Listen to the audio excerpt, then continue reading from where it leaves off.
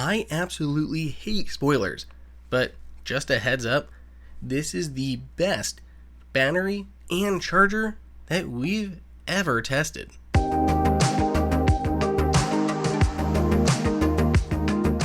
Welcome everybody to Appleinsider. It is Andrew here, and this is the brand new Zendure SuperTank Pro. If you guys remember, we were in love with the original SuperTank, but the SuperTank Pro is on a whole nother level. In fact, it has a huge new display and four USBC outputs. It's just incredible. Now, of course, you're going to notice the all-new design. It has plastic around the midsection there, but the top and the bottom of this battery are now made out of aluminum, which gives it a great premium feel. You can see it's still pretty much the same size as the previous generation SuperTank, but of course, the side there on the front, whatever you want to call it, has been upgraded with that new large OLED display. Now, it's not just a display that gives you how much battery is remaining. It gives you much more information, including how much power is going in, how much power is going out, the percentage of your battery, the remaining watt hours of your battery, and an individual breakdown of how much power is going to or from each of those four ports. We'll open it up here and you can see we have C1, C2, C3, and C4, all corresponding to those four USB-C ports. This information is rarely brought forward through batteries. You never get to actually see how fast your iPhone's charging or your AirPods are charging. Now you can actually see all of that right there on that display.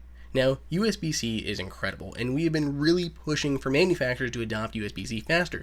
And right now we've been in an awkward point where we have a lot of USB-C gadgets, like our Nikon camera here, but just not enough USB-C ports to charge them. It is always a frustration. I mean, look at our kit bag right now. We've got our current Samsung phones that we're testing that are USB-C. Of course, our iPhones we fast charge using USB-C to lightning cables, which are hugely crucial. Of course, we have other devices like more camera gear, like our DJI Osmo Pocket. Again, USB-C here. If we travel with any combination of these, our other headphones, these are more premium Master and Dynamic MW07 earbuds. Again, more USB-C. All of these things, we don't travel with all these all the time, but if we have any subsection of these, our aperture lighting rigs here, I've got multiple of these all powered up over USB-C. It just gets to be a ton of things. Throw in our AirPods in there too. I mean, any trip we're going to have a combination of our Mac, our iPad, our Apple Watch, a set of headphones, our iPhone.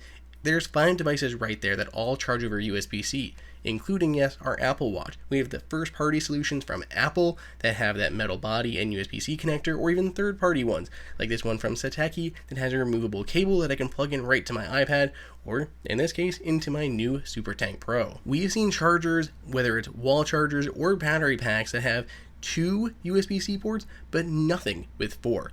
And not only does it have 4 USB-C ports, but this thing has a ton of power. The first 2 ports are capable of outputting 100 watts of power each when used individually, or together about 120 watts. The last 2 USB-C ports are capable of 18 watts each, so you can charge a MacBook, an iPad, an iPhone, and an Apple Watch or set of AirPods all over USB-C at the same time.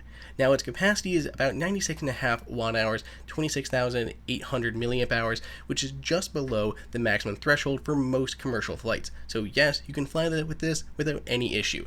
And it'll power up low-powered devices like an Apple Watch or a set of headphones without the battery going off. The capacity here is good enough that you can get some extra juice on your Mac, but it's not going to be enough for like a whole charge on a 16-inch MacBook Pro, but you can extend it long enough to get additional work done, and the fact that it charges faster than the Mac can even handle is just straight up impressive.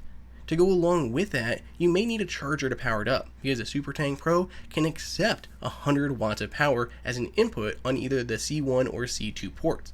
That is the Zendure SuperPort S4, which is what we'd recommend to do just that. It has a maximum about 110 watts of output, 3 USB-C ports, as well as 1 USB-A port.